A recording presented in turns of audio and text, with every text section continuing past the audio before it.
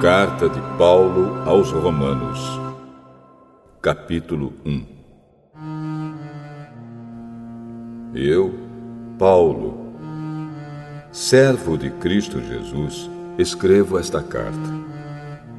Deus me chamou e me separou para ser seu apóstolo, a fim de que eu anuncie a boa notícia do Evangelho de Deus. Há muito tempo essa boa notícia foi prometida por Deus, por meio dos seus profetas, e escrita nas Escrituras Sagradas. Ela fala a respeito do Filho de Deus, o nosso Senhor Jesus Cristo, o qual, como ser humano, foi descendente do rei Davi. E, quanto à sua santidade divina, a sua ressurreição provou, com grande poder, que ele é o Filho de Deus. Por meio de Cristo, Deus me deu a honra de ser apóstolo no serviço de Cristo para levar pessoas de todas as nações a crerem em Cristo e a serem obedientes a Ele.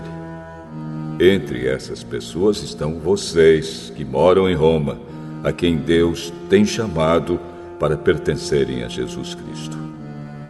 Por isso, eu escrevo a todos vocês que estão em Roma, todos vocês a quem Deus ama e a quem tem chamado para serem o seu próprio povo. Que a graça e a paz de Deus, o nosso Pai, e do Senhor Jesus Cristo estejam com vocês.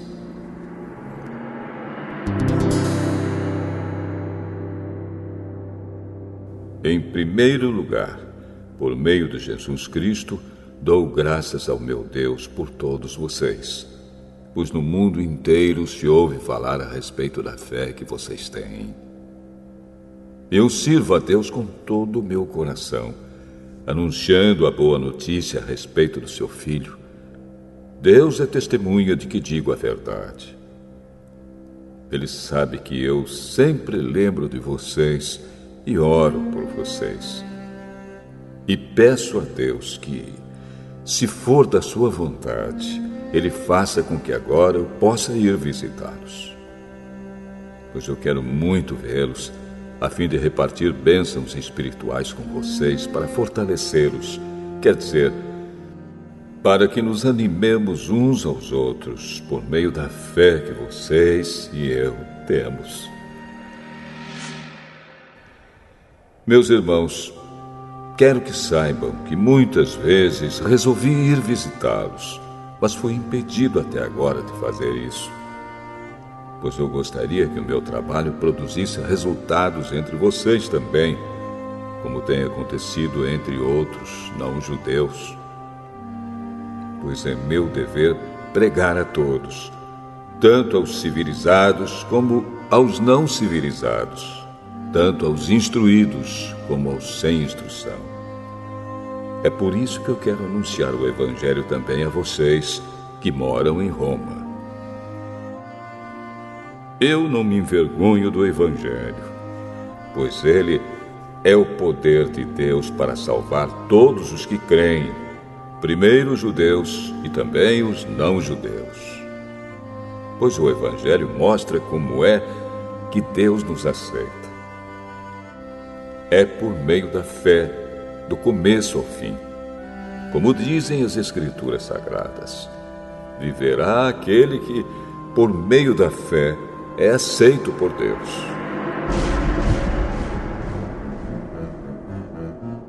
Do céu, Deus revela a sua ira contra todos os pecados e todas as maldades das pessoas que, por meio das suas más ações, não deixam que os outros conheçam a verdade a respeito de Deus.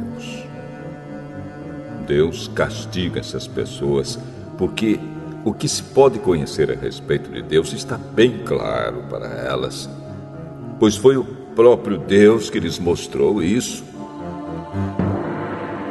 Desde que Deus criou o mundo, as suas qualidades invisíveis, isto é, o seu poder eterno e a sua natureza divina, têm sido vistas claramente. Os seres humanos podem ver tudo isso nas coisas que Deus tem feito e, portanto, Eles não têm desculpa nenhuma. Eles sabem quem Deus é, mas não lhe dão a glória que ele merece e não lhe são agradecidos. Pelo contrário, os seus pensamentos se tornaram tolos e a sua mente vazia está coberta de escuridão. Eles dizem que são sábios, mas são tolos. Em vez de adorarem ao Deus imortal, adoram ídolos que se parecem com seres humanos, ou com pássaros, ou com animais de 4 patas, ou com animais que se arrastam pelo chão.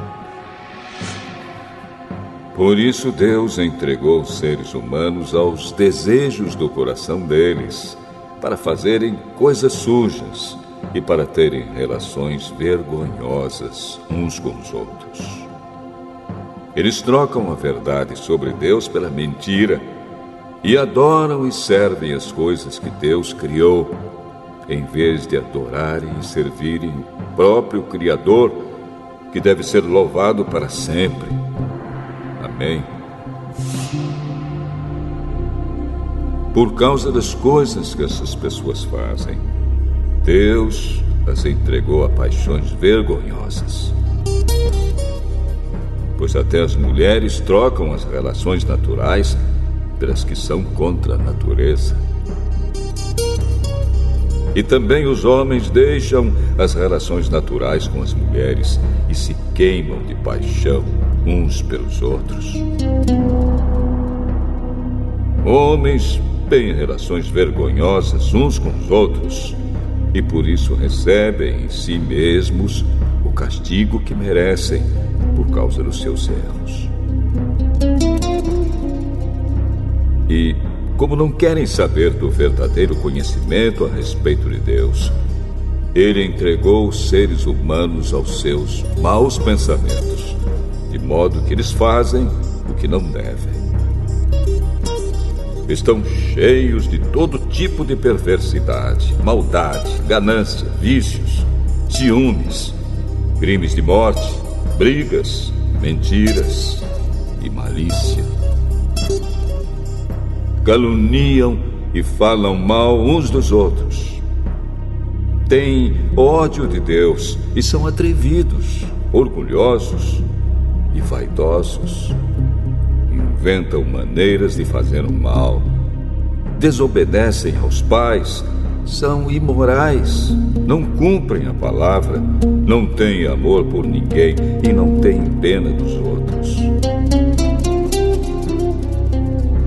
Eles sabem que o mandamento de Deus diz que aqueles que fazem essas coisas merecem a morte. Mas mesmo assim continuam a fazê-las e, pior ainda, aprovam os que fazem as mesmas coisas que eles fazem.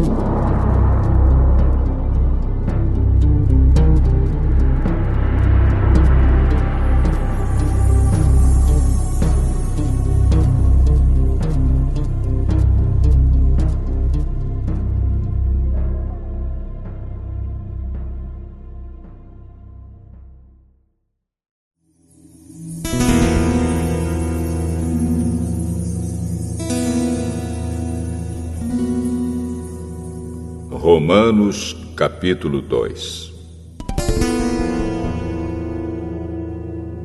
Meu amigo, não importa quem você seja, você não tem desculpa quando julga os outros.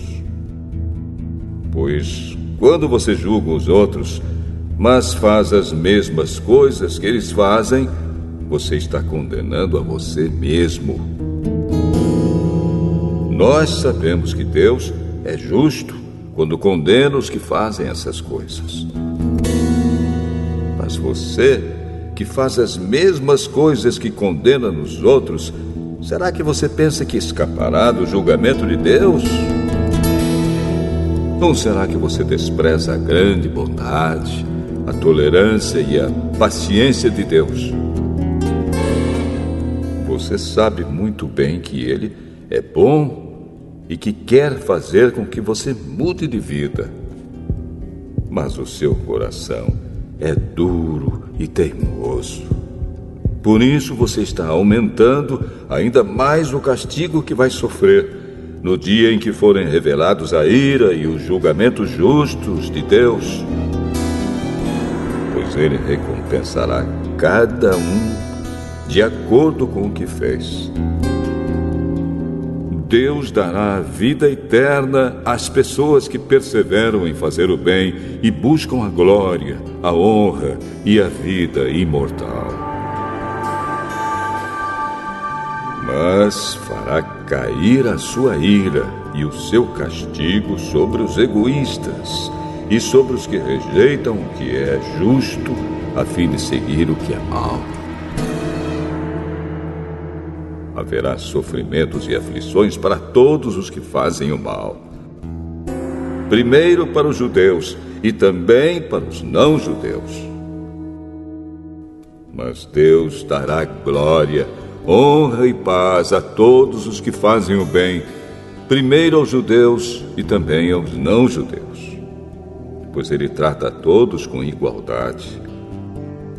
Todos aqueles que pecam sem conhecer a lei de Deus se perderão sem essa lei, mas todos aqueles que pecam conhecendo a lei serão julgados por ela. Porque as pessoas que Deus aceita não são aquelas que somente ouvem a lei, mas aquelas que fazem o que a lei manda. Os não-judeus não têm a lei, mas quando fazem pela sua própria vontade o que a lei manda, eles são a sua própria lei, embora não tenham a lei. Eles mostram, pela sua maneira de agir, que têm a lei escrita no seu coração. A própria consciência deles mostra que isso é verdade. E os seus pensamentos, que às vezes os acusam e às vezes os defendem, também mostram isso. E de acordo com o evangelho que eu anuncio, assim será naquele dia em que Deus, por meio de Cristo Jesus, julgará os pensamentos secretos de todas as pessoas. O que dizer de você? Você diz que é judeu, confia na lei e se orgulha do Deus que você adora. Você sabe o que Deus quer que você faça e aprende na lei a escolher o que é certo. Você tem a certeza de que é guia dos cegos, luz para os que estão na escuridão, orientador dos que não têm instrução e professor dos jovens. Você está certo de que encontra na lei a apresentação completa do conhecimento e da verdade. Você que ensina os outros, por que é que não ensina a você mesmo? Se afirma que não se deve roubar, por que é que você mesmo rouba? Se você diz que não se deve cometer adultério, por que é que você mesmo comete adultério? Você odeia os ídolos, mas rouba as coisas dos templos. Você se orgulha de ter a lei de Deus, mas você é uma vergonha para Deus porque desobedece à sua lei. Pois as Escrituras Sagradas dizem: os não-judeus falam mal de Deus por causa de vocês, os judeus. A circuncisão tem valor se você, que é judeu, obedecer à lei. Porém, se não obedecer, é como se você não tivesse sido circuncidado. E se um homem que não foi circuncidado obedecer aos mandamentos da lei, Deus o tratará como se ele fosse circuncidado. Assim vocês, judeus, serão condenados pelos não-judeus, pois vocês desobedecem à lei, apesar de terem essa lei escrita e de serem circuncidados, enquanto que os não-judeus obedecem à lei, embora não sejam circuncidados.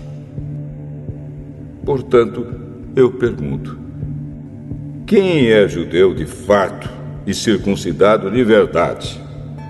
É claro que não é aquele que é judeu somente por fora e circuncidado só no corpo.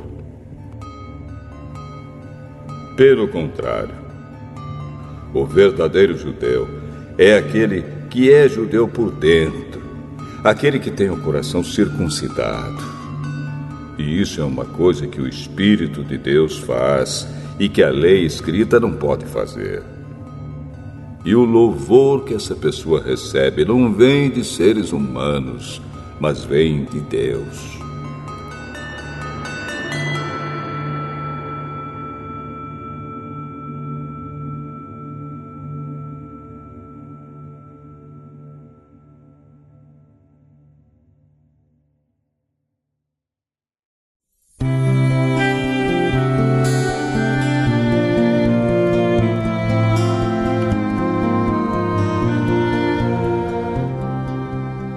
Romanos capítulo 3. Então, qual é a vantagem de ser judeu? Será que ser circuncidado tem algum valor?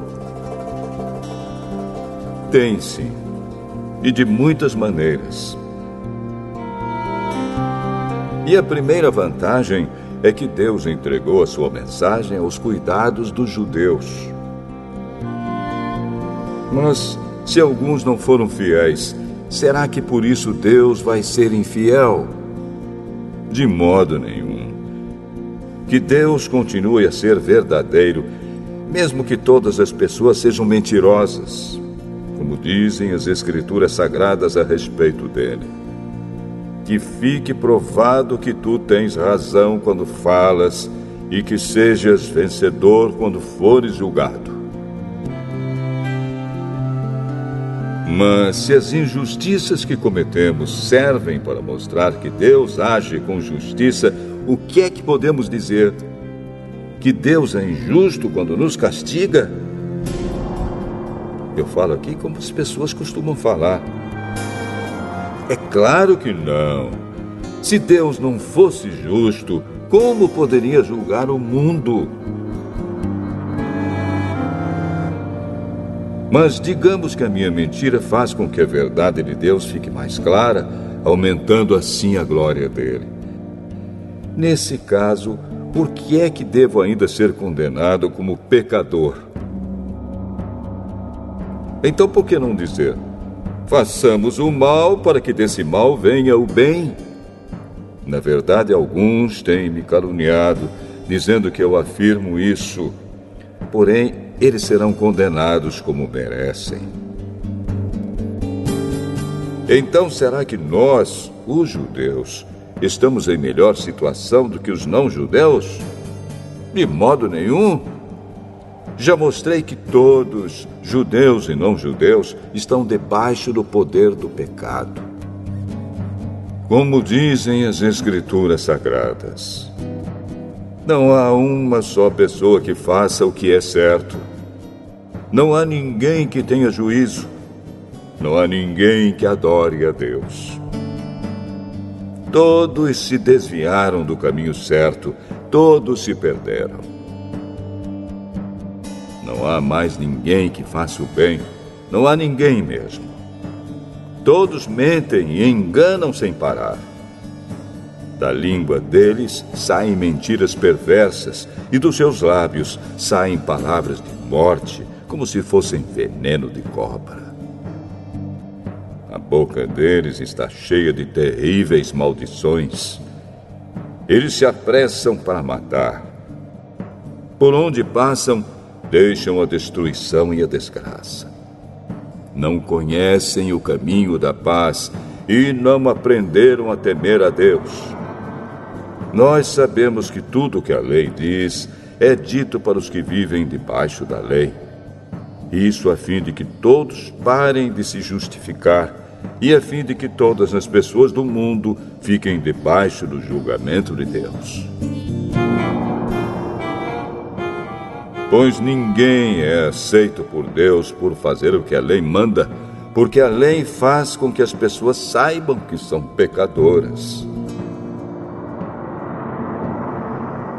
Mas agora, Deus já mostrou que o meio pelo qual ele aceita as pessoas não tem nada a ver com a lei.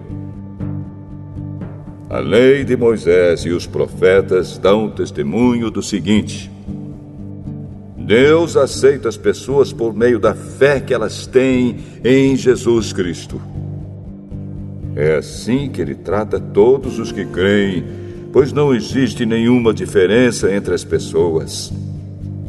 Todos pecaram e estão afastados da presença gloriosa de Deus. Mas, pela sua graça e sem exigir nada, Deus aceita todos por meio de Cristo Jesus, que os salva.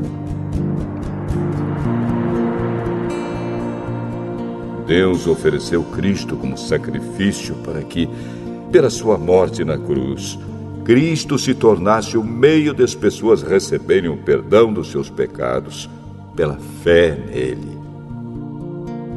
Deus quis mostrar com isso que ele é justo. No passado, ele foi paciente e não castigou as pessoas por causa dos seus pecados. Mas agora, pelo sacrifício de Cristo, Deus mostra que é justo. Assim, ele é justo e aceita os que creem em Jesus. Será que temos motivo para ficarmos orgulhosos? De modo nenhum. E por que não? Será que é porque obedecemos à lei? Não, não é. É porque cremos em Cristo. Assim percebemos que a pessoa é aceita por Deus pela fé e não por fazer o que a lei manda. Ou será que Deus é somente Deus dos judeus? Será que não é também Deus dos não-judeus? Claro que é. Deus é um só e aceitará os judeus na base da sua fé e também aceitará os não-judeus por meio da fé que eles têm. Será que isso quer dizer que, por causa da fé, nós tratamos a lei como se ela não valesse nada? Não, de modo nenhum. Pelo contrário, afirmamos que a lei tem valor.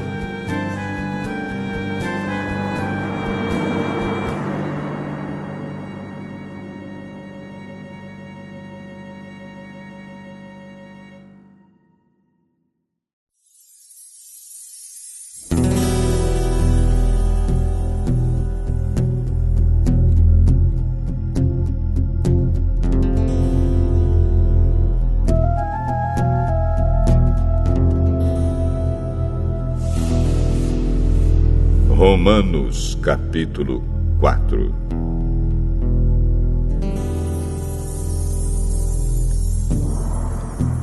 Então, o que é que podemos dizer de Abraão, o antepassado de nossa raça? O que foi que ele conseguiu? Se foi por causa das coisas que ele fez que Deus o aceitou, então ele teria motivo para se orgulhar, mas não para se orgulhar diante de Deus. Pois o que é que as Escrituras Sagradas dizem? Elas dizem: Abraão creu em Deus e por isso Deus o aceitou. O salário que o trabalhador recebe não é um presente, mas é o pagamento a que ele tem direito por causa do trabalho que fez. Porém, a pessoa que não põe a sua esperança nas coisas que faz, mas simplesmente crê em Deus, é a fé dessa pessoa que faz com que ela seja aceita por Deus, o Deus que trata o culpado como se ele fosse inocente. E isso foi o que Davi queria dizer quando falou da felicidade daqueles que Deus aceita, sem levar em conta o que eles fazem. Davi disse: Feliz aquele cujas maldades Deus perdoa e cujos pecados ele apaga. Feliz aquele que o Senhor não acusa de cometer pecado. Será que essa felicidade de que Davi falou existe somente para os que são circuncidados? É claro que não. Ela existe também para os que não são circuncidados. Pois já citamos as Escrituras Sagradas que dizem: Abraão creu em Deus e por isso Deus o aceitou. Quando foi que isso aconteceu? Foi antes ou depois de Abraão ser circuncidado? Foi antes e não depois. Ele foi circuncidado mais tarde. E a sua circuncisão foi um sinal para provar que Deus aceitou Abraão porque ele tinha fé. E isso aconteceu quando ele ainda não havia sido circuncidado. Assim, Abraão é o pai espiritual de todos os que creem em Deus e são aceitos por ele, mesmo que não sejam circuncidados. Ele é também o pai dos que são circuncidados. Não apenas porque são circuncidados, mas porque vivem a mesma vida de fé que Abraão, o nosso pai, viveu antes de ter sido circuncidado. Deus prometeu a Abraão e aos seus descendentes que o mundo ia pertencer a eles. Essa promessa foi feita não porque Abraão tinha obedecido à lei, mas porque ele havia crido em Deus e havia sido aceito por ele. Pois, se aqueles que obedecem à lei vão receber o que Deus prometeu, então a fé é inútil e a promessa de Deus não tem valor. Pois a lei traz o castigo de Deus. Mas onde não existe lei, também não existe desobediência à lei. Portanto, a promessa de Deus depende da fé, a fim de que a promessa seja garantida como presente de Deus a todos os descendentes de Abraão. Ela não é somente para os que obedecem à lei, mas também para os que creem em Deus, como Abraão creu, pois ele é o pai espiritual de todos nós. Como dizem as Escrituras Sagradas: Eu fiz de você o pai de muitas nações. Assim a promessa depende de Deus, em quem Abraão creu, o Deus que ressuscita os mortos e faz com que exista o que não existia. Abraão teve fé e esperança, mesmo quando não havia motivo para ter esperança, e por isso ele se tornou o pai de muitas nações. Como dizem as Escrituras, os seus descendentes serão muitos. Abraão tinha quase 100 anos. Mas, mesmo quando ele pensou a respeito do seu corpo, que já estava como morto, ou quando lembrou que Sara não podia ter filhos, a sua fé não enfraqueceu.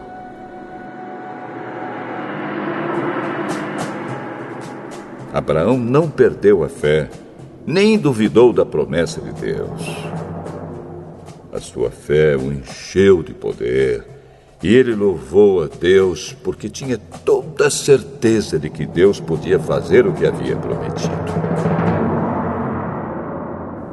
Por isso, Abraão, por meio da fé, foi aceito por Deus. As palavras "foi aceito" não falam somente dele. Falam também de nós, que seremos aceitos. Nós, os que cremos em Deus, o qual ressuscitou Jesus, o nosso Senhor. Jesus foi entregue para morrer por causa dos nossos pecados e foi ressuscitado, a fim de que nós fôssemos aceitos por Deus.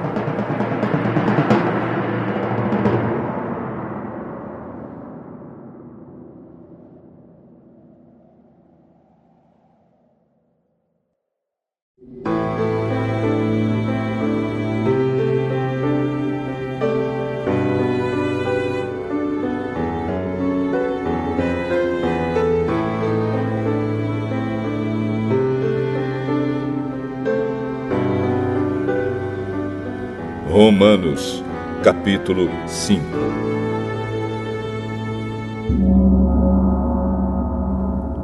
Agora que fomos aceitos por Deus pela nossa fé nele, temos paz com Ele por meio do nosso Senhor Jesus Cristo.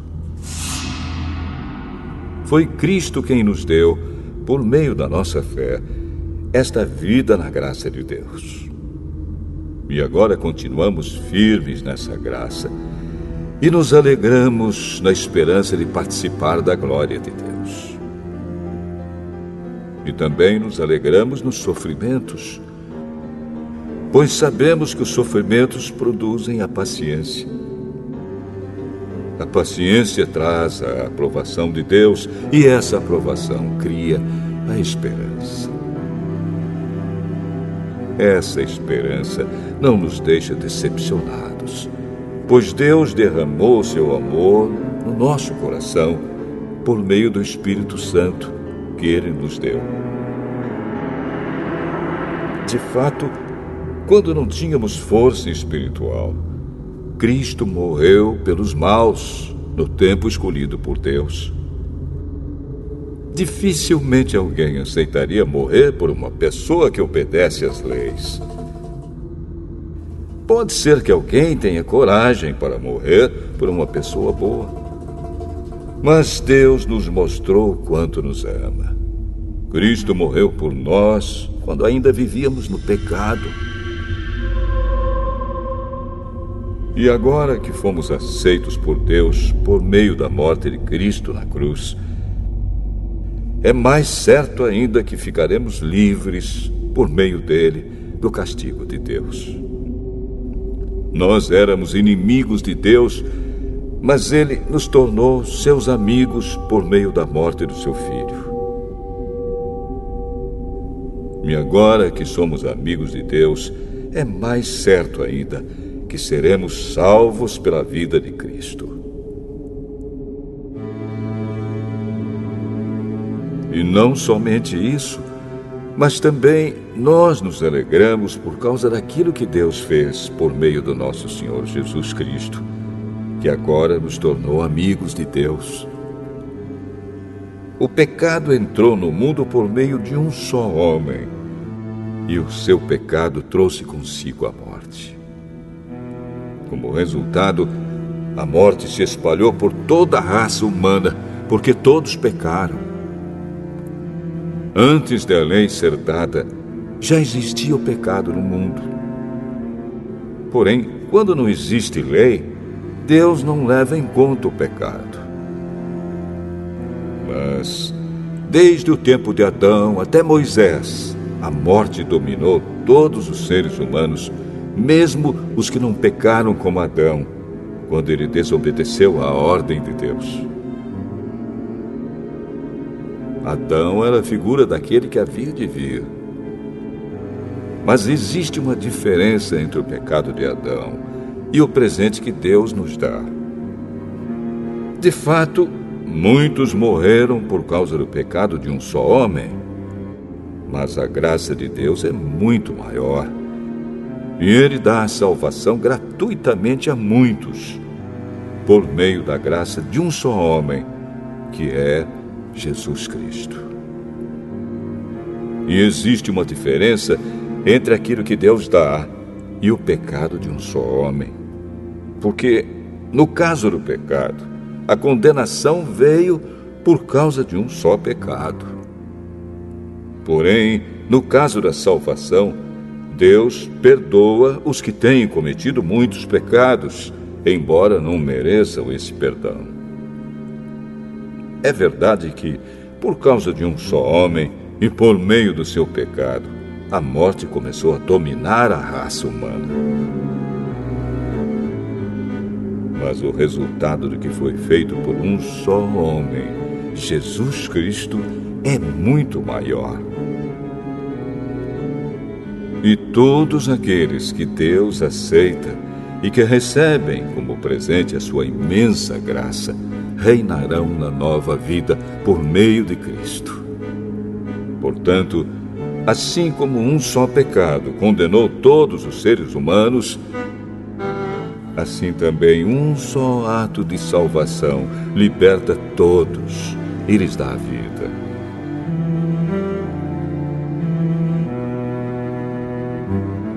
E assim como muitos seres humanos se tornaram pecadores por causa da desobediência de um só homem, assim também muitos serão aceitos por Deus por causa da obediência de um só homem. A lei veio para aumentar o mal, mas onde aumentou o pecado, a graça de Deus aumentou muito mais ainda. E isso aconteceu a fim de que, assim como o pecado dominou e trouxe a morte, assim também a graça de Deus, que o leva a aceitar as pessoas, dominasse e trouxesse a vida eterna. Essa vida é nossa por meio do nosso Senhor Jesus Cristo.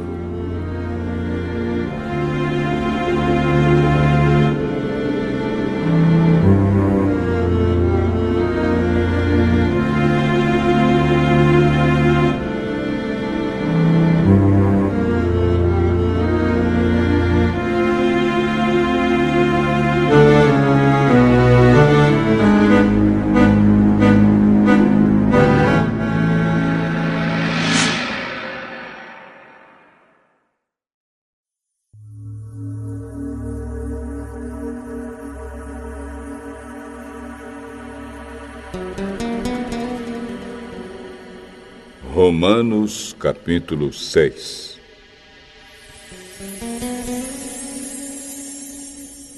Portanto, o que vamos dizer? Será que devemos continuar vivendo no pecado para que a graça de Deus aumente ainda mais? É claro que não. Nós já morremos para o pecado. Então, como podemos continuar vivendo nele? Com certeza vocês sabem que, quando fomos batizados para ficarmos unidos com Cristo Jesus, fomos batizados para ficarmos unidos também com a sua morte. Assim, quando fomos batizados, fomos sepultados com ele por termos morrido junto com ele. E isso para que, assim como Cristo foi ressuscitado pelo poder glorioso do Pai, assim também nós vivamos uma vida nova. Pois, se fomos unidos com ele por uma morte igual à dele, assim também seremos unidos com ele por uma ressurreição igual à dele. Pois sabemos que a nossa velha natureza pecadora já foi morta com Cristo na cruz, a fim de que o nosso eu pecador fosse morto, e assim não sejamos mais escravos do pecado. Pois quem morre fica livre do poder do pecado. Se já morremos com Cristo, cremos que também viveremos com Ele. Sabemos que Cristo foi ressuscitado e nunca mais morrerá, pois a morte não tem mais poder sobre ele. A sua morte foi uma morte para o pecado e valeu de uma vez por todas. E a vida que ele vive agora é uma vida para Deus. Assim também vocês devem se considerar mortos para o pecado, mas, por estarem unidos com Cristo Jesus, devem se considerar vivos para Deus. Portanto, não deixem que o pecado domine o corpo mortal de vocês e faça com que vocês obedeçam aos desejos pecaminosos da natureza humana. E também não entreguem nenhuma parte do corpo de vocês ao pecado, para que ele a use a fim de fazer o que é mal. Pelo contrário, como pessoas que foram trazidas da morte para a vida, entreguem-se completamente a Deus, para que ele use vocês a fim de fazerem o que é direito.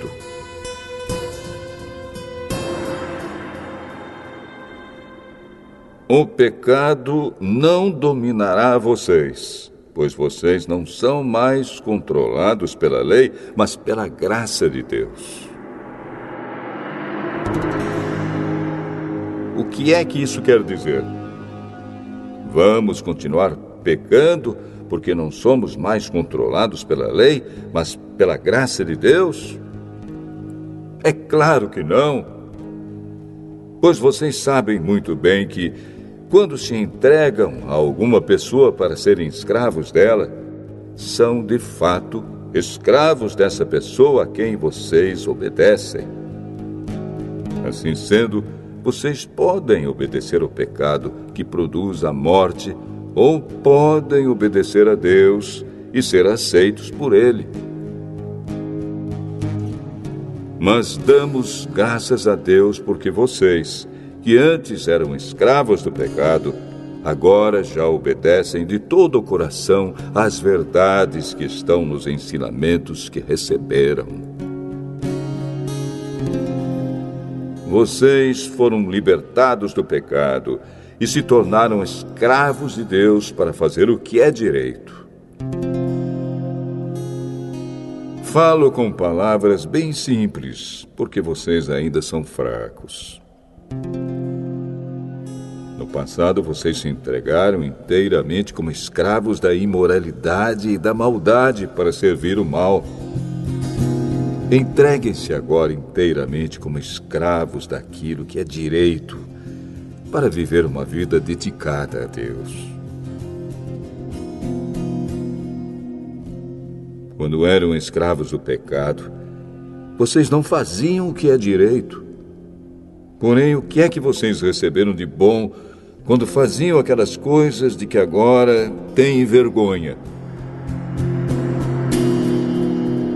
Pois o resultado de tudo aquilo é a morte. Mas agora vocês foram libertados do pecado e são escravos de Deus. Com isso, vocês ganham uma vida completamente dedicada a Ele. E o resultado é que vocês terão a vida eterna. Pois o salário do pecado é a morte, mas o presente gratuito de Deus é a vida eterna que temos em união com Cristo Jesus, o nosso Senhor.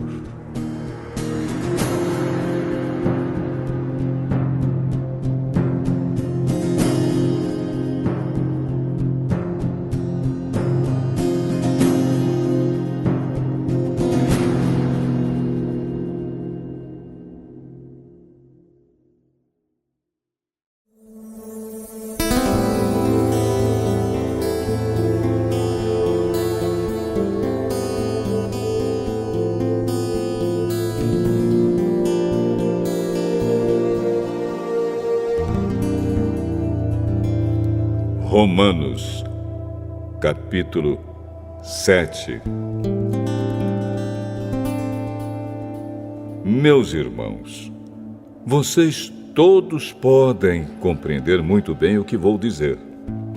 Vocês conhecem as leis e sabem que elas só têm poder sobre uma pessoa enquanto essa pessoa está viva. Por exemplo, a mulher casada está ligada pela lei ao marido enquanto ele estiver vivo. Mas, se ele morrer, ela estará livre da lei que a liga ao marido. De modo que, se ela viver com outro homem enquanto o marido estiver vivo, ela será chamada de adúltera. Mas, se o marido morrer, ela estará legalmente livre e não cometerá adultério se casar com outro homem. O mesmo acontece com vocês, meus irmãos. Do ponto de vista da lei, vocês também já morreram, pois são parte do corpo de Cristo. E agora pertencem a Ele, que foi ressuscitado para que nós possamos viver uma vida útil no serviço de Deus. Pois, quando vivíamos de acordo com a nossa natureza humana, os maus desejos despertados pela lei agiam em todo o nosso ser e nos levavam para a morte. Porém, agora estamos livres da lei porque já morremos para aquilo que nos mantinha prisioneiros. Por isso somos livres para servir a Deus, não da maneira antiga, obedecendo à lei escrita, mas da maneira nova, obedecendo ao Espírito de Deus. O que vamos dizer então? Que a própria lei é pecado? É claro que não. Mas foi a lei que me fez saber o que é pecado. Pois eu não saberia o que é a cobiça se a lei não tivesse dito: não cobice. Porém, o pecado se aproveitou dessa lei para despertar em mim todo tipo de cobiça. Porque, se não existe a lei, o pecado é uma coisa morta. Pois houve um tempo em que eu não conhecia a lei e estava vivo. Mas, quando fiquei conhecendo o mandamento, o pecado começou a viver. E eu morri. E o próprio mandamento que me devia trazer a vida me trouxe a morte. Porque o pecado, aproveitando a oportunidade dada pelo mandamento, me enganou. E por meio do mandamento, me matou. Assim a lei vem de Deus. E o mandamento também vem de Deus. Diz o que é certo e é bom. Então será que o que é bom me levou à morte? É claro que não. Foi o pecado que fez isso.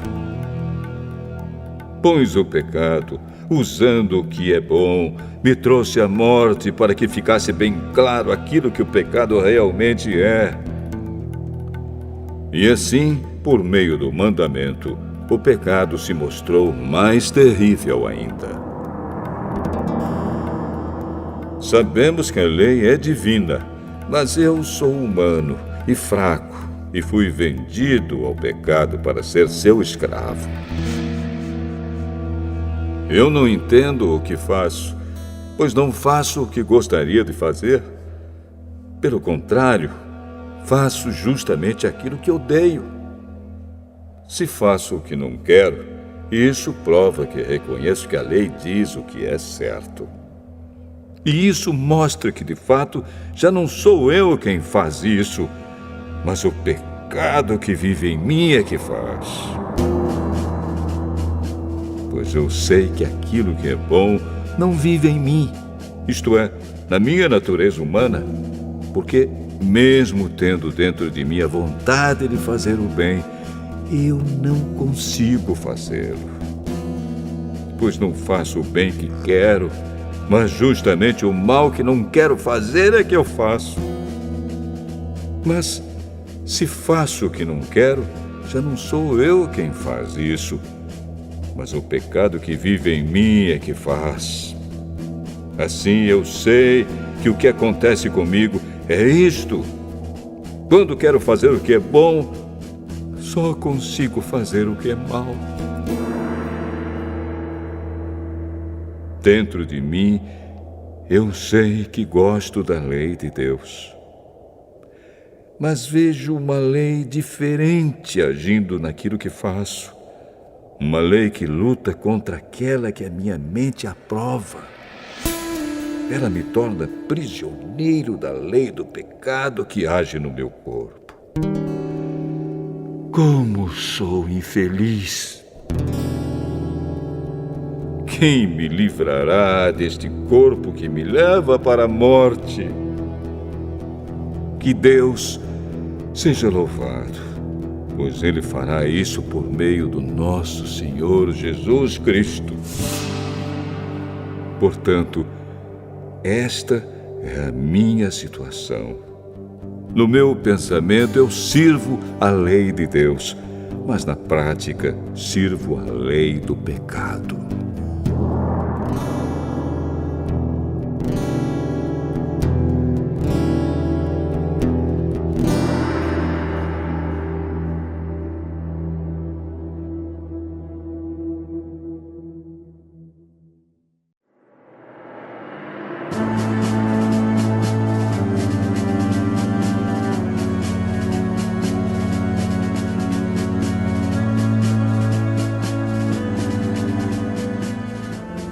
Romanos, capítulo 8.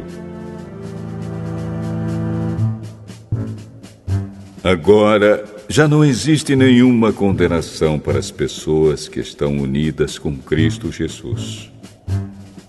Pois a lei do Espírito de Deus, que nos trouxe vida por estarmos unidos com Cristo Jesus, livrou você da lei do pecado e da morte. Deus fez o que a lei não pôde fazer, porque a natureza humana era fraca. Deus condenou o pecado na natureza humana, enviando o seu próprio Filho, que veio na forma da nossa natureza pecaminosa, a fim de acabar com o pecado. Deus fez isso para que as ordens justas da lei pudessem ser completamente cumpridas por nós, que vivemos de acordo com o Espírito de Deus e não de acordo com a natureza humana. Porque as pessoas que vivem de acordo com a natureza humana têm a sua mente controlada por essa mesma natureza. Mas as que vivem de acordo com o Espírito de Deus têm a sua mente controlada pelo Espírito. As pessoas que têm a mente controlada pela natureza humana acabarão morrendo espiritualmente. Mas as que têm a mente controlada pelo Espírito de Deus terão a vida eterna e a paz.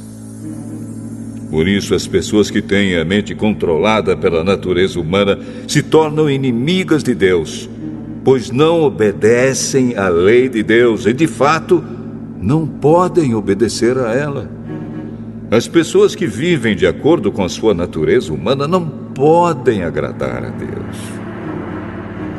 Vocês, porém, não vivem como manda a natureza humana, mas como o Espírito de Deus quer, se é que o Espírito de Deus vive realmente em vocês. Quem não tem o Espírito de Cristo não pertence a Ele. Mas, se Cristo vive em vocês, então, embora o corpo de vocês vá morrer por causa do pecado, o Espírito de Deus é vida para vocês, porque vocês foram aceitos por Deus. Se em vocês vive o Espírito daquele que ressuscitou Jesus, então aquele que ressuscitou Jesus Cristo dará também vida ao corpo mortal de vocês, por meio do seu Espírito, que vive em vocês. Portanto, meus irmãos, nós temos uma obrigação, que é a de não vivermos de acordo com a nossa natureza humana. Porque, se vocês viverem de acordo com a natureza humana, vocês morrerão espiritualmente. Mas, se pelo Espírito de Deus vocês matarem as suas ações pecaminosas, vocês viverão espiritualmente. Pois aqueles que são guiados pelo Espírito de Deus são filhos de Deus. Porque o Espírito que vocês receberam de Deus não torna vocês escravos e não faz com que tenham medo. Pelo contrário, o Espírito torna vocês filhos de Deus. E pelo poder do Espírito dizemos com fervor a Deus: Pai, meu Pai. O Espírito de Deus se une com o nosso espírito para afirmar que somos filhos de Deus. Nós somos seus filhos e por isso receberemos as bênçãos que Ele guarda para o seu povo e também receberemos com Cristo aquilo que Deus tem guardado para Ele. Porque se tomamos parte nos sofrimentos de Cristo, também tomaremos parte na sua glória. Eu penso que o que sofremos durante a nossa vida não pode ser comparado, de modo nenhum, com a glória que nos será revelada no futuro. O universo todo espera com muita impaciência o momento em que Deus vai revelar o que os seus filhos realmente são.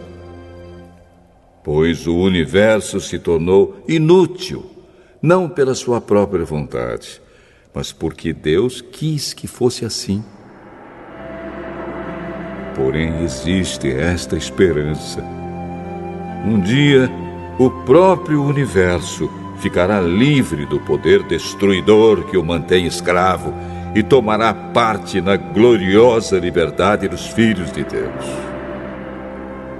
Pois sabemos que até agora o universo todo geme e sofre como uma mulher que está em trabalho de parto. E não somente o universo, mas nós, que temos o Espírito Santo como o primeiro presente que recebemos de Deus, nós também gememos dentro de nós mesmos, enquanto esperamos que Deus faça com que sejamos seus filhos e nos liberte completamente. Pois foi por meio da esperança que fomos salvos. Mas, se já estamos vendo aquilo que esperamos, então isso não é mais uma esperança. Pois quem é que fica esperando por alguma coisa que está vendo? Porém, se estamos esperando alguma coisa que ainda não podemos ver, então esperamos com paciência. Assim também, o Espírito de Deus vem nos ajudar na nossa fraqueza.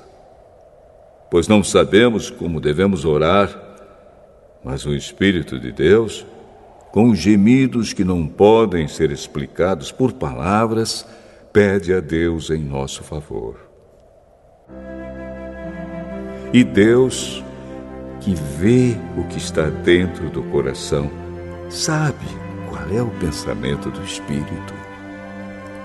Porque o Espírito pede em favor do povo de Deus e pede de acordo com a vontade de Deus. Pois sabemos que todas as coisas trabalham juntas para o bem daqueles que amam a Deus, daqueles a quem Ele chamou de acordo com o seu plano.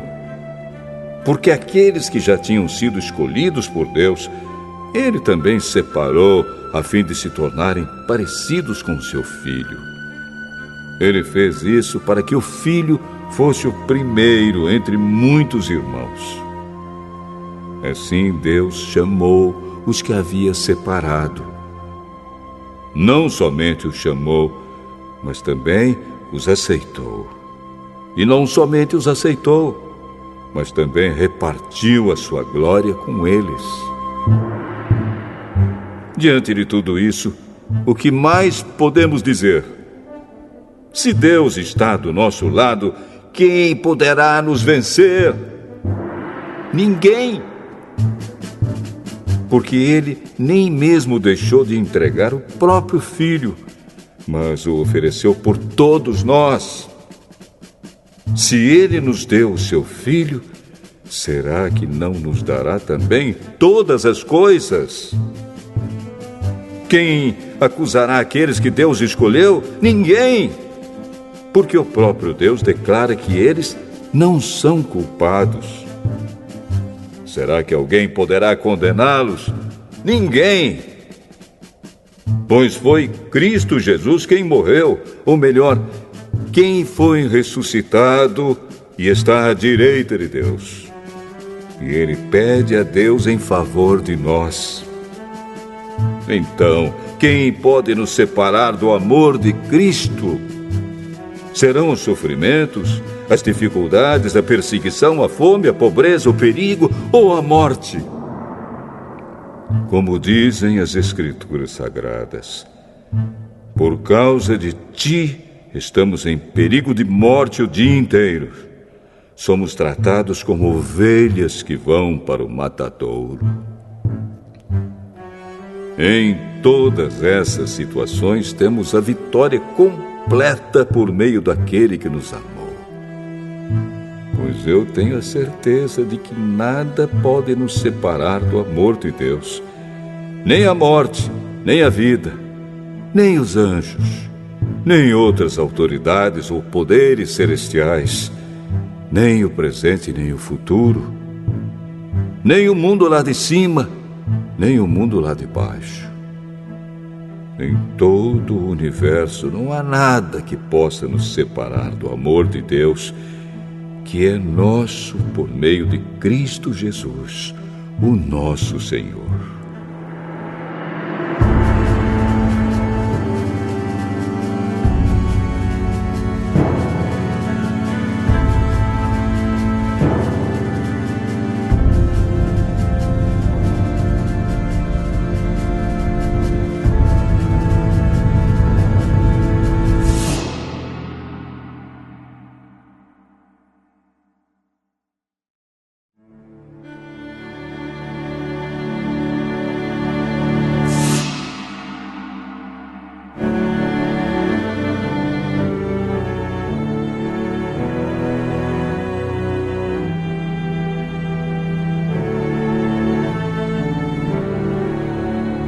Romanos, capítulo 9. O que eu digo é verdade. Sou de Cristo e não minto. Pois a minha consciência, que é controlada pelo Espírito Santo, também me afirma que não estou mentindo. Sinto uma grande tristeza e uma dor sem fim no coração por causa do meu povo, que é a minha raça e meu sangue. Para o bem desse povo, eu mesmo poderia desejar receber a maldição de Deus e ficar separado de Cristo. Eles são um povo escolhido por Deus. Ele os tornou seus filhos e repartiu a sua glória com eles. Deus fez suas alianças com eles e lhes deu a lei, a verdadeira maneira de adorar e as promessas. Eles são descendentes dos patriarcas, e como ser humano, Cristo pertence à raça deles. Que Cristo, que é o Deus que governa todos, seja louvado para sempre. Amém. Eu não estou dizendo que a promessa de Deus tenha falhado. De fato, nem todos os israelitas fazem parte do povo de Deus. Nem todos os descendentes de Abraão são filhos de Deus. Pois Deus disse a Abraão: por meio de Isaque é que você terá os descendentes que eu lhe prometi. Isso quer dizer que os que são considerados como os verdadeiros descendentes de Abraão são aqueles que nasceram como resultado da promessa de Deus, e não os que nasceram de modo natural. Pois, quando fez a promessa, Deus disse a Abraão o seguinte: no tempo certo eu voltarei, e Sara, sua mulher, terá um filho.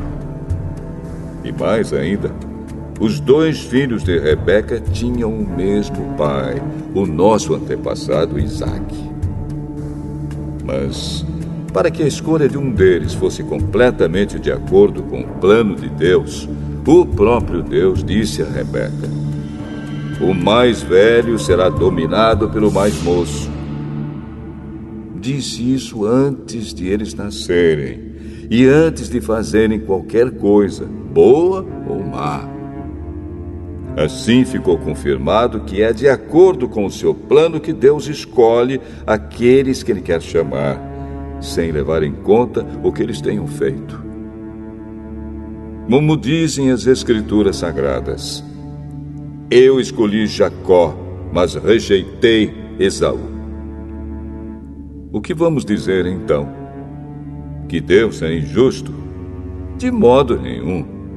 Pois Ele disse a Moisés: terei misericórdia de quem eu quiser, terei pena de quem eu desejar.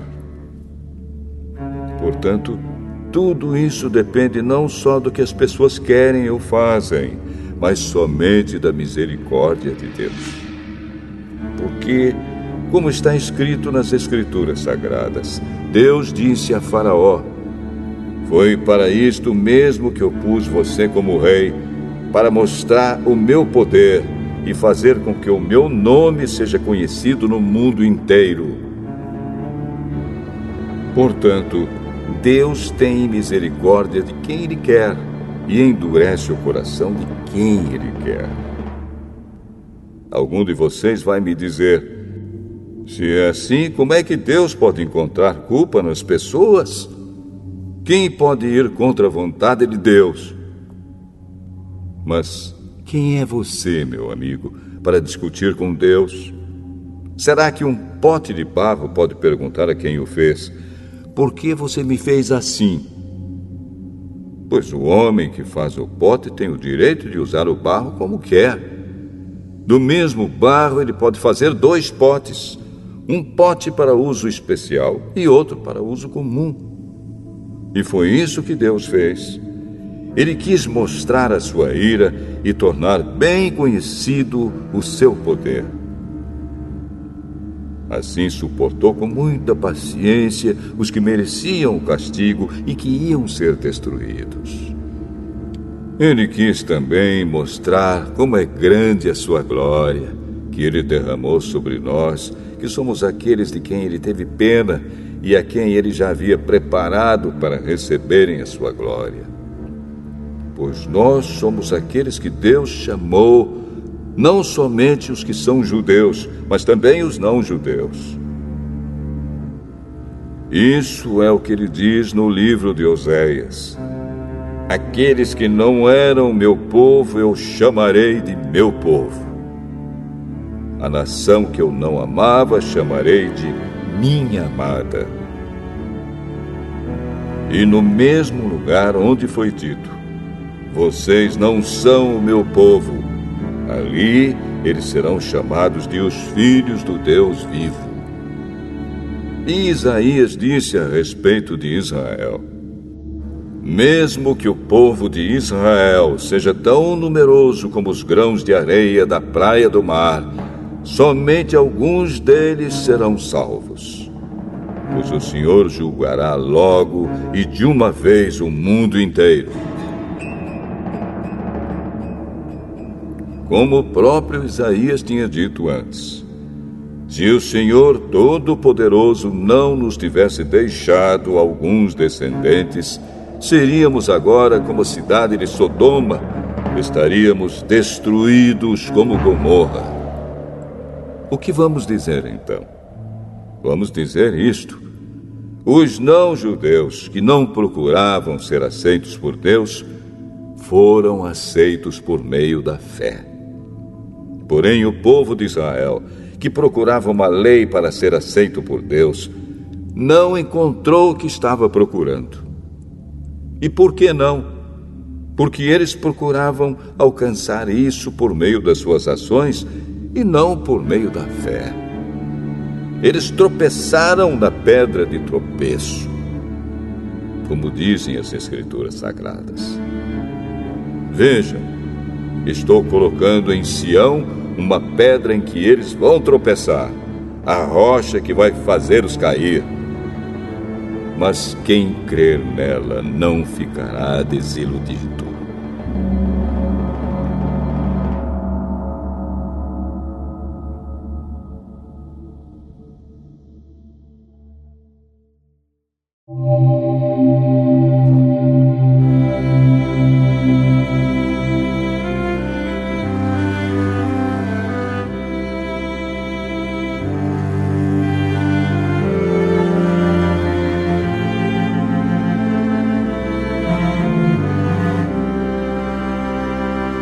Romanos, capítulo 10. Meus irmãos, desejo de todo o coração que o meu próprio povo seja salvo. E peço a Deus em favor deles, porque eu sou testemunha de que eles são muito dedicados a Deus. Mas a dedicação deles não está baseada no verdadeiro conhecimento, pois eles não conhecem a maneira como Deus aceita as pessoas e assim têm procurado conseguir isso da sua própria maneira. Eles rejeitaram o modo de Deus aceitar as pessoas, porque com Cristo a lei chegou ao fim, e assim os que creem é que são aceitos por Deus. Pois o que Moisés escreveu a respeito de as pessoas serem aceitas por Deus pela obediência à lei foi isto: viverá aquele que fizer o que a lei manda. Porém, quanto a ser aceito por Deus por meio da fé, Moisés diz o seguinte: não fique pensando assim: quem vai subir até o céu? Isto é, para trazer Cristo do céu. Nem pergunte: quem descerá ao mundo lá de baixo? Isto é, para fazer com que Cristo suba do mundo dos mortos. O que Moisés diz é isto: a mensagem de Deus está perto de você, nos seus lábios e no seu coração. Isto é, a mensagem de fé que anunciamos. Se você disser com a sua boca: Jesus é Senhor, e no seu coração crer que Deus ressuscitou Jesus,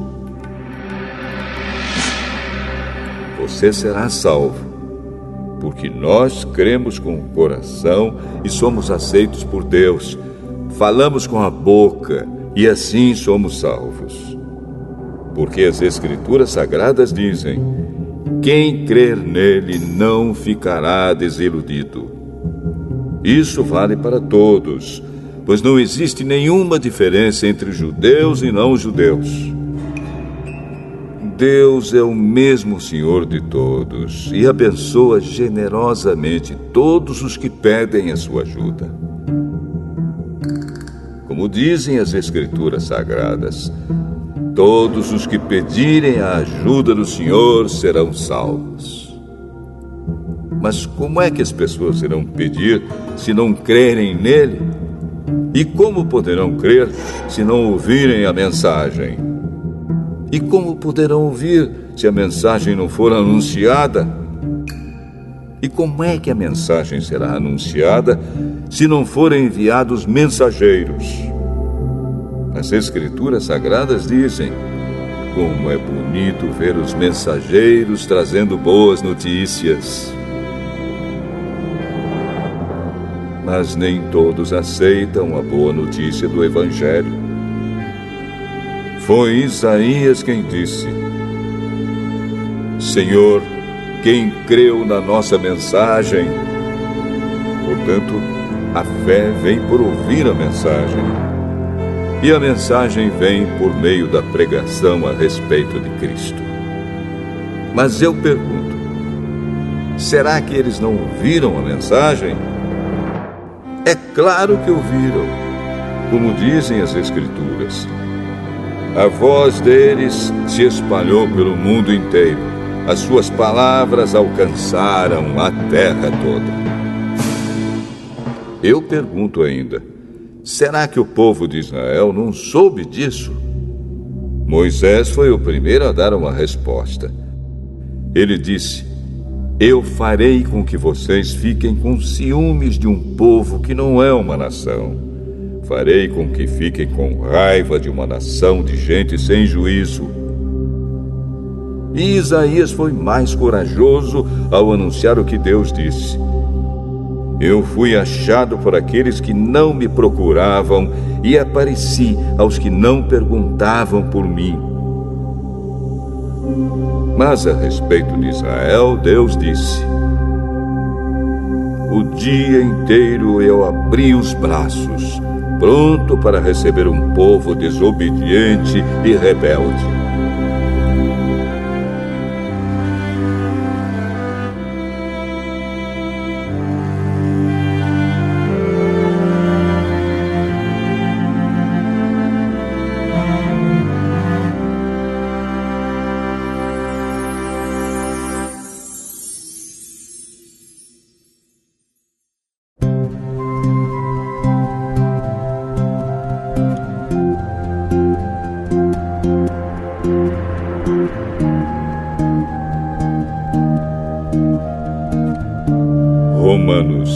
capítulo 11. Então eu pergunto: será que Deus rejeitou o seu próprio povo? É claro que não. Eu mesmo sou israelita, descendente de Abraão e membro da tribo de Benjamim. Deus não rejeitou o seu povo, que ele havia escolhido desde o princípio. Vocês sabem muito bem o que as Escrituras Sagradas dizem naquele trecho em que Elias acusa o povo de Israel diante de Deus. Elias diz assim: Senhor, eles mataram os teus profetas e destruíram os teus altares. Eu sou o único que sobrou e eles estão querendo me matar.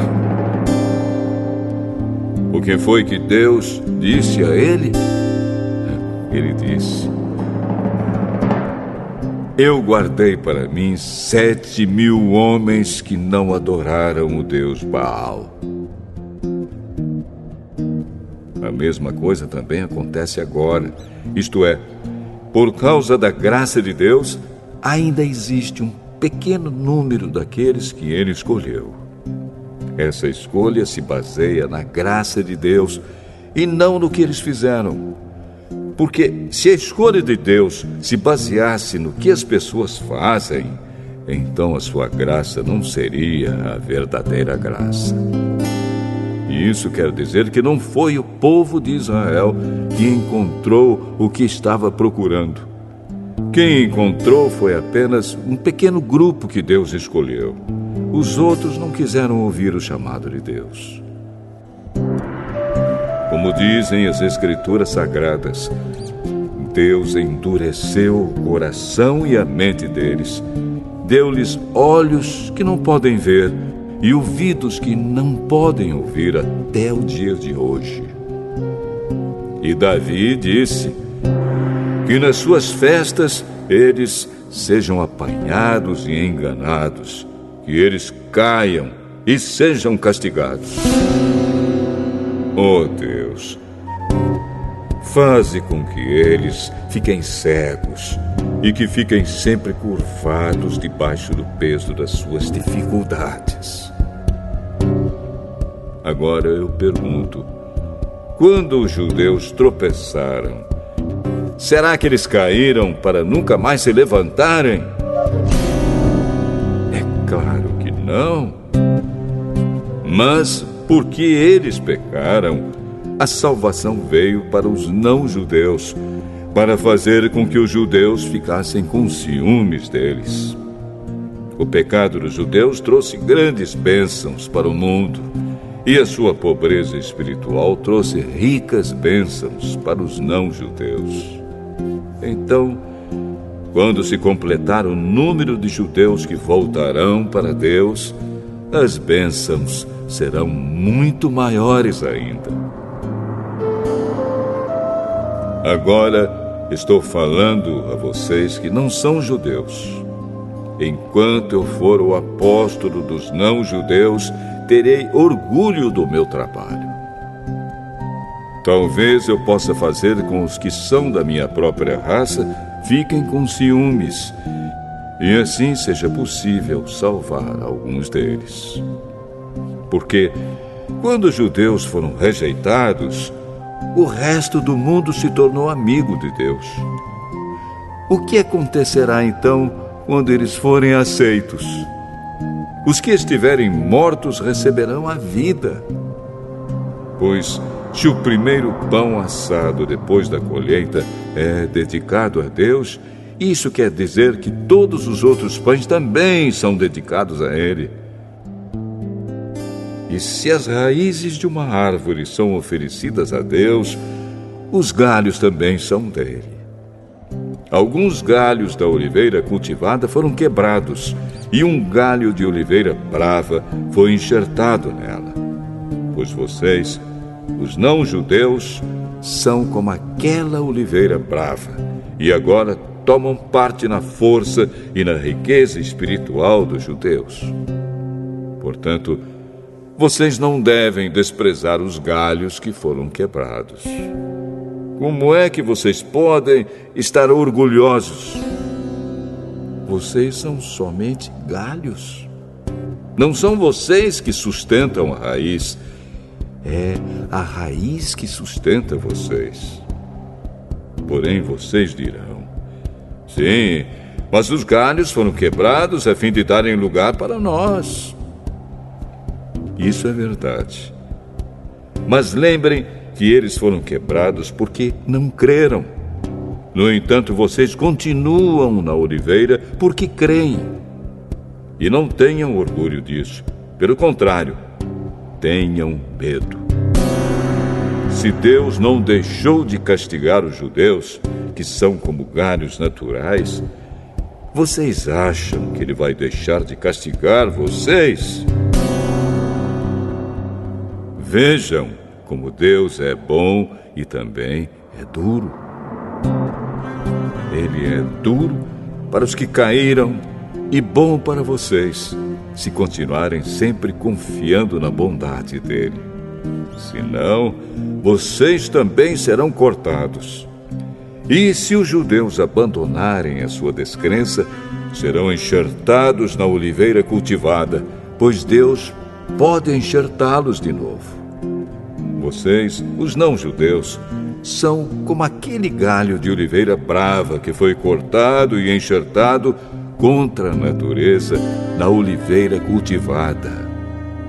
Os judeus são como essa oliveira cultivada. Portanto, para Deus será muito mais fácil enxertar de novo na própria árvore deles esses galhos quebrados. Meus irmãos, quero que vocês conheçam uma verdade secreta para que não pensem que são muito sábios. A verdade é esta: a teimosia do povo de Israel não durará para sempre, mas somente até que o número completo de não-judeus venha para Deus. É assim que todo o povo de Israel será salvo. Como dizem as Escrituras Sagradas, o Redentor virá de Sião e tirará toda a maldade dos descendentes de Jacó. Eu, o Senhor, farei esta aliança com eles quando tirar os seus pecados. Os judeus rejeitaram o Evangelho e por isso são inimigos de Deus, para o bem de vocês, os não-judeus. Mas, pela escolha de Deus, eles são amigos dele, por causa dos patriarcas. Porque Deus não muda de ideia a respeito de quem ele escolhe e abençoa. Mas, no passado, vocês que não são judeus, desobedeceram a Deus. Porém, agora, vocês receberam a misericórdia de Deus por causa da desobediência dos judeus. Assim, por causa da misericórdia que vocês receberam, os judeus agora desobedecem a Deus, para que eles também possam receber agora a misericórdia dele. Pois Deus fez com que todos se tornassem prisioneiros da desobediência, a fim de mostrar misericórdia a todos. Como são grandes as riquezas de Deus! Como são profundos o seu conhecimento e a sua sabedoria! Quem pode explicar as suas decisões? Quem pode entender os seus planos? Como dizem as Escrituras Sagradas, quem pode conhecer a mente do Senhor? Quem é capaz de lhe dar conselhos? Quem já deu alguma coisa a Deus para receber dele algum pagamento? Pois todas as coisas foram criadas por ele, e tudo existe por meio dele e para ele. Glória a Deus para sempre. Amém.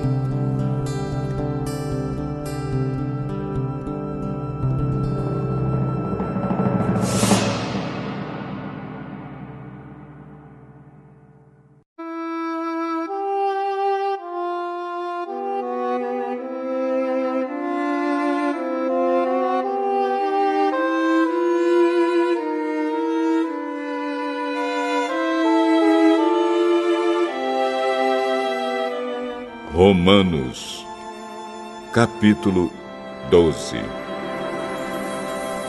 Portanto, meus irmãos, por causa da grande misericórdia divina, peço que vocês se ofereçam completamente a Deus como um sacrifício vivo, dedicado ao seu serviço e agradável a Ele. Esta é a verdadeira adoração que vocês devem oferecer a Deus. Não vivam como vivem as pessoas deste mundo, mas deixem que Deus os transforme por meio de uma completa mudança da mente de vocês. Assim vocês conhecerão a vontade de Deus, isto é, aquilo que é bom, perfeito e agradável a Ele. Por causa da bondade de Deus para comigo, me chamando para ser apóstolo, eu digo a todos vocês que não se achem melhores do que realmente são. Pelo contrário, pensem com humildade a respeito de vocês mesmos, e cada um julgue a si mesmo conforme a fé que Deus lhe deu. Porque, assim como em um só corpo temos muitas partes, e todas elas têm funções diferentes, assim também nós, embora sejamos muitos, somos um só corpo por estarmos unidos com Cristo. E todos estamos unidos uns com os outros como partes diferentes de um só corpo. Portanto, usemos os nossos diferentes dons de acordo com a graça que Deus nos deu. Se o dom que recebemos é o de anunciar a mensagem de Deus, façamos isso de acordo com a fé que temos. Se é o dom de servir, então devemos servir. Se é o de ensinar, então ensinemos. Se é o dom de animar os outros, então animemos. Quem reparte com os outros o que tem, que faça isso com generosidade. Quem tem autoridade, que use a sua autoridade com todo cuidado. Quem ajuda os outros, que ajude com alegria. Que o amor de vocês não seja fingido. Odeiem o mal e sigam o que é bom. Amem uns aos outros com o amor de irmãos em Cristo e se esforcem para tratar uns aos outros com respeito. Trabalhem com entusiasmo e não sejam preguiçosos. Sirvam o Senhor com o coração cheio de fervor. Que a esperança que vocês têm os mantenha alegres. Aguentem com paciência os sofrimentos e orem sempre. Repartam com os irmãos necessitados o que vocês têm e recebam os estrangeiros nas suas casas. Peçam que Deus abençoe os que perseguem vocês. Sim, peçam que Ele abençoe e não que amaldiçoe.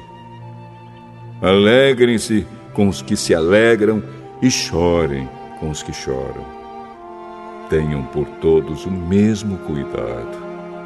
Não sejam orgulhosos, mas aceitem serviços humildes.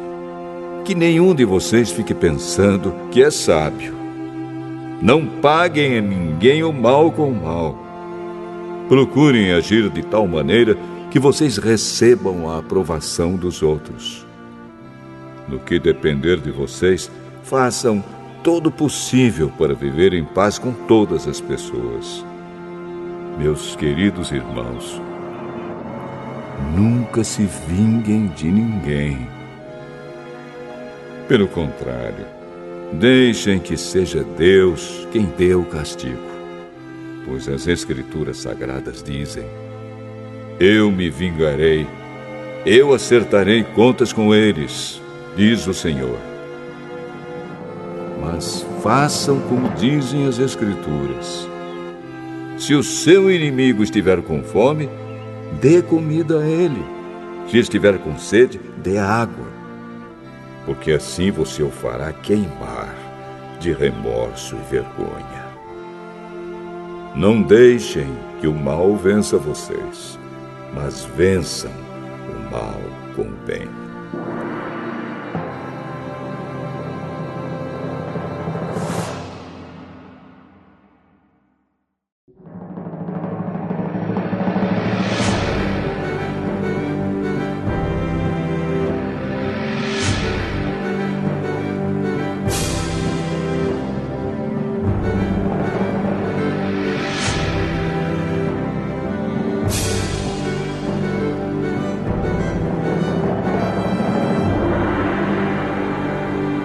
Romanos, capítulo 13.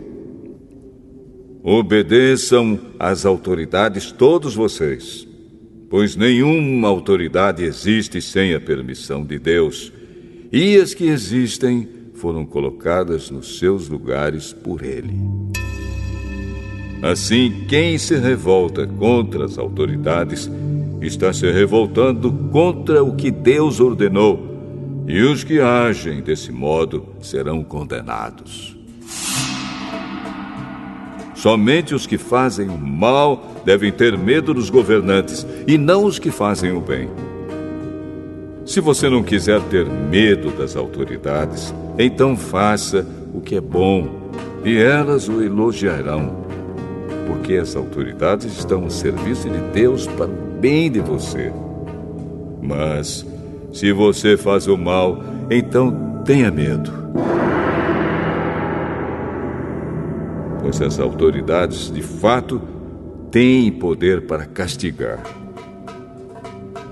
Elas estão a serviço de Deus e trazem o castigo dele sobre os que fazem o mal. É por isso que você deve obedecer às autoridades, não somente por causa do castigo de Deus, mas também porque a sua consciência manda que você faça isso. É por isso também que vocês pagam impostos, pois quando as autoridades cumprem os seus deveres, elas estão a serviço de Deus. Portanto, paguem ao governo o que é devido. Paguem todos os seus impostos e respeitem e honrem todas as autoridades. Não fiquem devendo nada a ninguém. A única dívida que vocês devem ter é a de amar uns aos outros. Quem ama os outros está obedecendo à lei.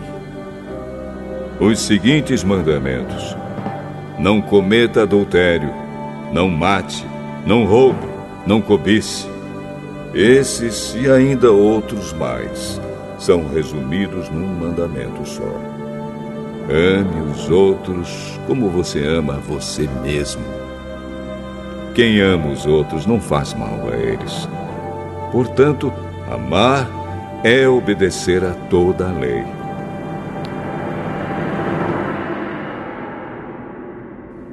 Vocês precisam fazer todas essas coisas porque sabem em que tempo nós estamos vivendo.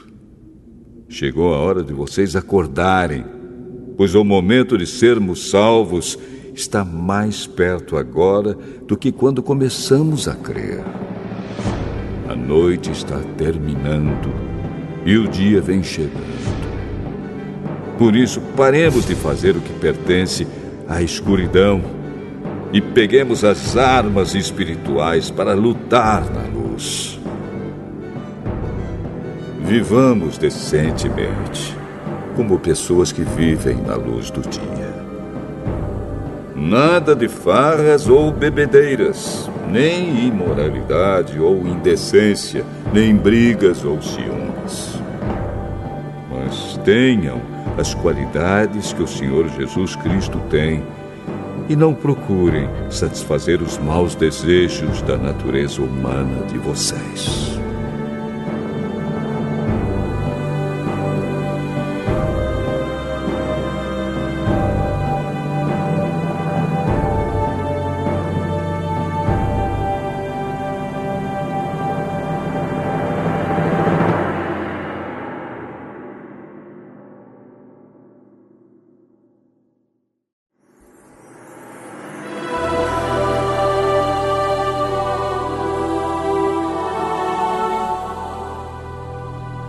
Romanos, capítulo 14. Aceitem entre vocês quem é fraco na fé, sem criticar as opiniões dessa pessoa. Por exemplo, algumas pessoas creem que podem comer de tudo, mas quem é fraco na fé come somente verduras e legumes. Quem come de tudo não deve desprezar quem não faz isso. E quem só come verduras e legumes não deve condenar quem come de tudo, pois Deus o aceitou. Quem é você para julgar o escravo de alguém? Se ele vai vencer ou fracassar, isso é da conta do dono dele. E ele vai vencer porque o Senhor pode fazê-lo vencer. Algumas pessoas pensam que certos dias são mais importantes do que outros, enquanto que outras pessoas pensam que todos os dias são iguais. Cada um deve estar bem firme nas suas opiniões. Quem dá mais valor a certo dia faz isso para honrar o Senhor. E também quem come de tudo faz isso para honrar o Senhor, pois agradece a Deus o alimento. E quem evita comer certas coisas faz isso para honrar o Senhor e dar graças a Deus. Porque nenhum de nós vive para si mesmo e nenhum de nós morre para si mesmo. Se vivemos, é para o Senhor que vivemos. E se morremos, também é para o Senhor que morremos. Assim, tanto se vivemos como se morremos, somos do Senhor. Pois Cristo morreu e viveu de novo para ser o Senhor tanto dos mortos como dos vivos. Portanto, por que é que você, que só come verduras e legumes, condena o seu irmão? E você que come de tudo, por que despreza o seu irmão? Pois todos nós estaremos diante de Deus para sermos julgados por Ele. É isto que as Escrituras Sagradas dizem. Juro pela minha vida, diz o Senhor, que todos se ajoelharão diante de mim e todos afirmarão que eu sou Deus. Assim, cada um de nós prestará contas de si mesmo a Deus. Por isso, paremos de criticar uns aos outros. Pelo contrário, cada um de vocês resolva não fazer nada que leve o seu irmão a tropeçar ou cair em pecado.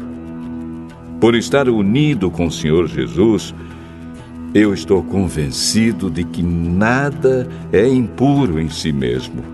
Mas, se alguém pensa que alguma coisa é impura, então ela fica impura para ele.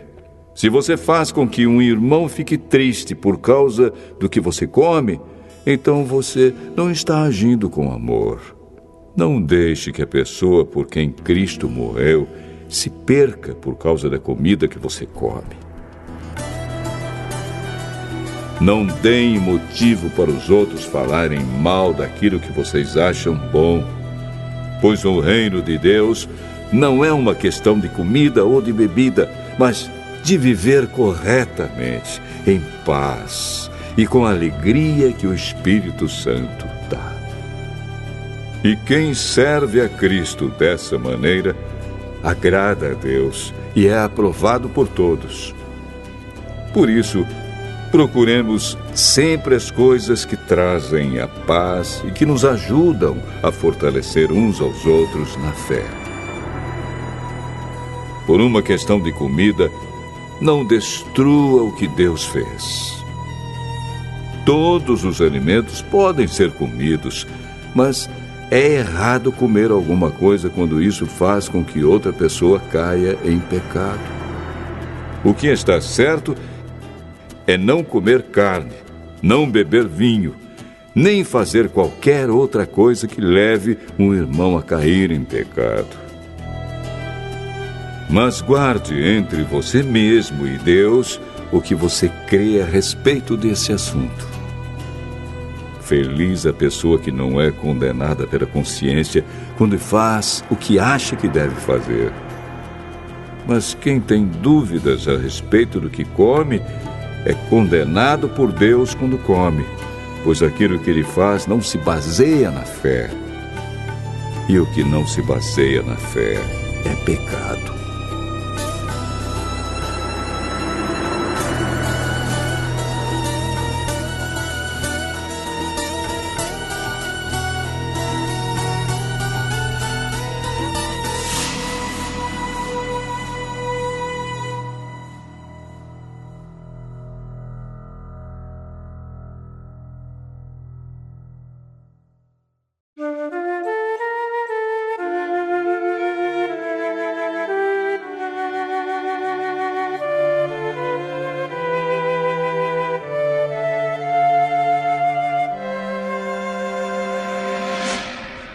Romanos, capítulo 15.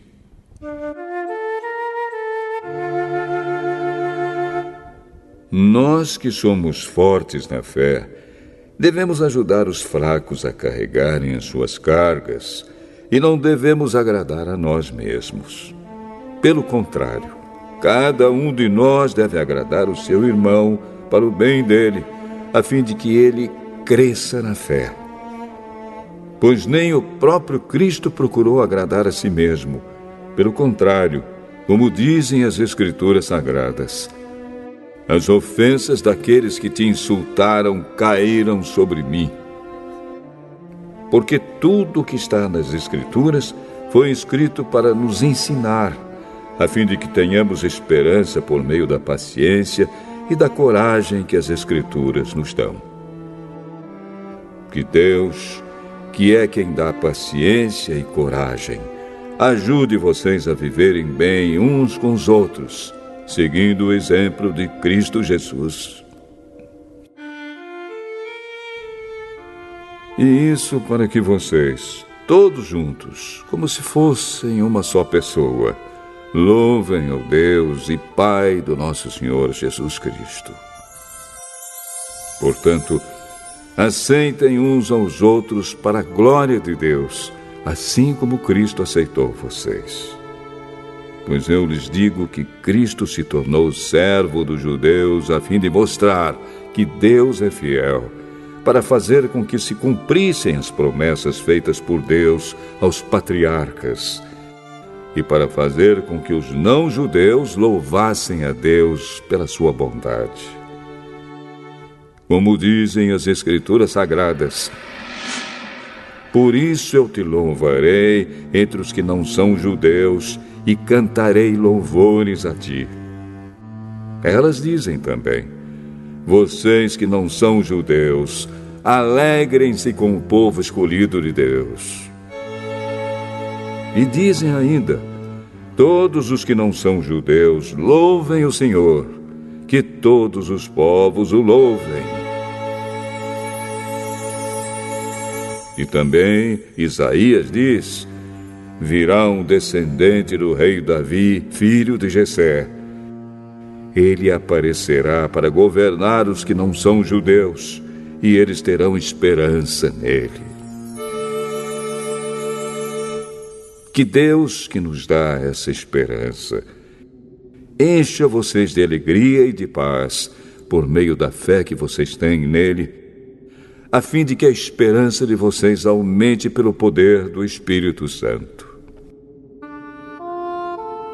Meus irmãos, estou certo de que vocês estão cheios de bondade, sabem tudo o que é preciso saber e são capazes de dar conselhos uns aos outros. Porém, nesta carta, me atrevi a escrever com toda franqueza, para fazer com que vocês lembrem de coisas que já sabem. Eu escrevi assim por causa do privilégio que Deus me deu de ser servo de Cristo Jesus para trabalhar em favor dos que não são judeus. Eu sirvo como sacerdote ao anunciar o Evangelho que vem de Deus. E faço isso para que os não-judeus sejam uma oferta que Deus aceite, dedicada a Ele pelo Espírito Santo. Portanto, por estar unido com Cristo Jesus, posso me orgulhar do serviço que faço para Deus. Eu me atreverei a falar somente do que Cristo tem feito por meio de mim, a fim de levar os não-judeus a obedecerem a Deus. E isso tem sido feito por meio de palavras e de ações, pelo poder de sinais e milagres e pelo poder do Espírito de Deus. Assim, viajando desde Jerusalém até a província da Ilíria, tenho anunciado de modo completo o Evangelho a respeito de Cristo. Para não construir sobre alicerces colocados por outros, tenho me esforçado sempre para anunciar o Evangelho nos lugares onde ainda não se falou de Cristo. Como dizem as Escrituras Sagradas, aqueles que nunca ouviram falar a respeito dele o verão, e os que não tinham ouvido falar sobre ele o entenderão. Por essa razão, muitas vezes eu quis visitá-los, mas isso não me foi possível. Porém, já que terminei o meu trabalho nessas regiões, e como há muitos anos tenho pensado em ver vocês, espero fazer isso agora. Gostaria de vê-los quando fizer a minha viagem para a Espanha. Gostaria também que vocês me ajudassem a ir até lá, depois de eu ter o prazer de estar com vocês por algum tempo. Mas agora vou a Jerusalém a serviço do povo de Deus que vive ali. Pois as igrejas das províncias da Macedônia e da Acaia resolveram dar uma oferta para ajudar as pessoas do povo de Deus em Jerusalém que estão necessitadas. Os próprios cristãos da Macedônia e da Acaia resolveram fazer isso, mas, de fato, eles têm a obrigação de ajudar aqueles necessitados. Os judeus repartiram seus bens espirituais com os que não são judeus, e por isso os não-judeus devem prestar, com seus bens materiais, esse serviço cristão aos judeus.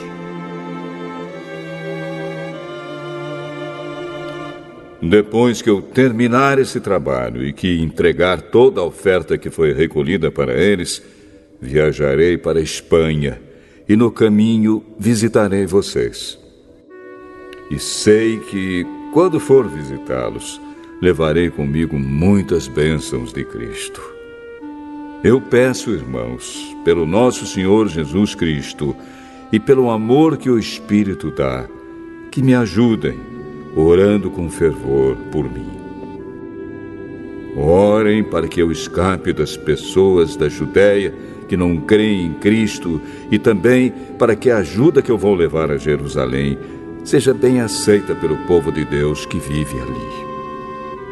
E assim, se Deus quiser, chegarei aí em Roma cheio de alegria e lhes farei uma visita que me dará um novo ânimo. E que Deus, a nossa fonte de paz, esteja com todos vocês. Amém.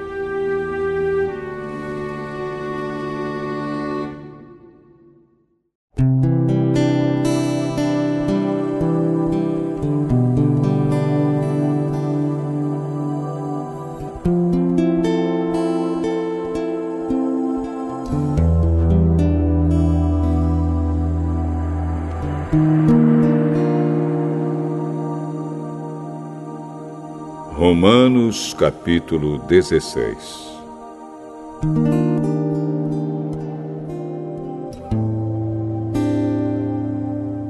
Eu recomendo a vocês a nossa irmã Febe, que é a diaconisa da igreja de Cencreia. Recebam essa irmã em nome do Senhor, como deve fazer o povo de Deus. Deem a ela toda a ajuda que precisar, pois ela tem ajudado muita gente e a mim também. Mando saudações a Priscila e ao seu marido Áquila, meus companheiros no serviço de Cristo Jesus. Eles arriscaram a sua vida por mim. Sou muito agradecido a eles. E não somente eu, mas também todas as igrejas dos que não são judeus. Saudações também à igreja que se reúne na casa deles. Saudações ao meu querido amigo Epêneto, que foi o primeiro a crer em Cristo na província da Ásia. Saudações a Maria, que tem trabalhado muito por vocês. Saudações a Andrônico e a irmã Júnia, meus patrícios judeus, que estiveram comigo na prisão. Eles são apóstolos bem conhecidos e se tornaram cristãos antes de mim.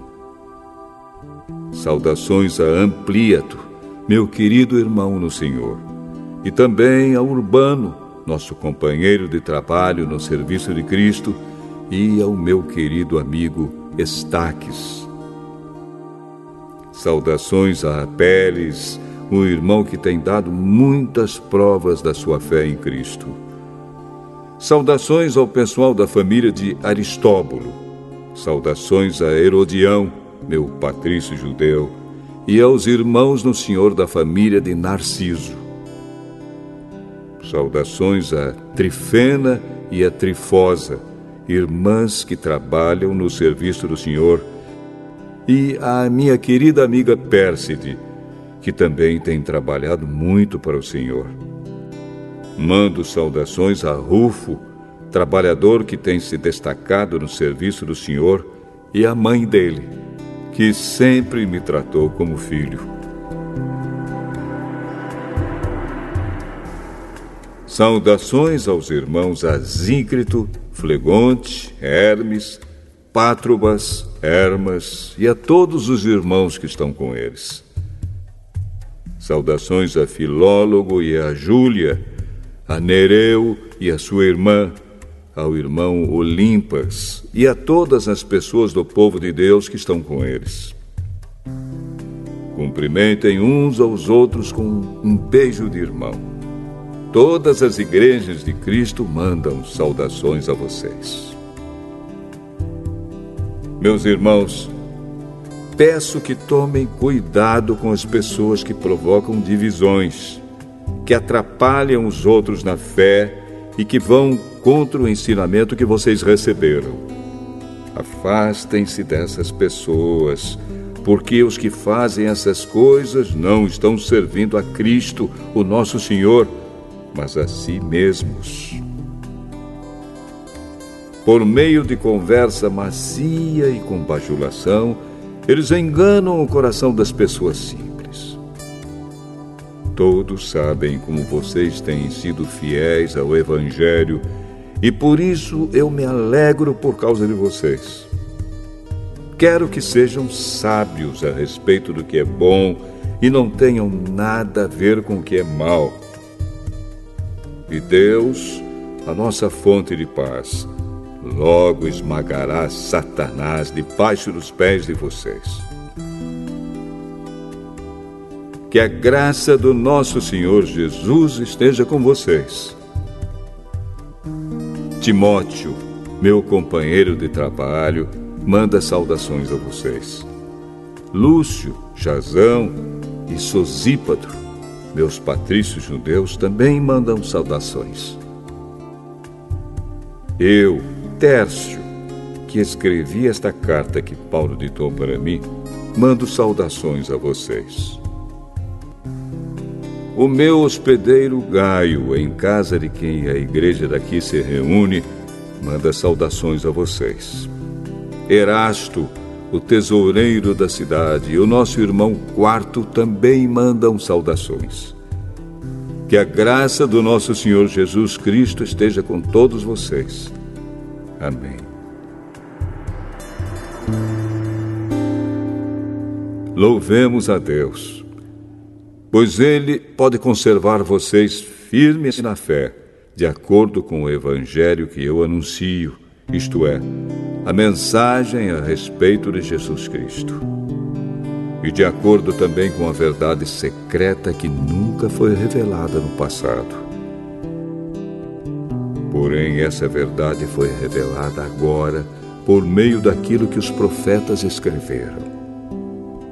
E por ordem do Deus eterno, ela se tornou conhecida em todas as nações, para que todos creiam e obedeçam. Ao Deus único e sábio seja dada glória para sempre, por meio de Jesus Cristo. Amém.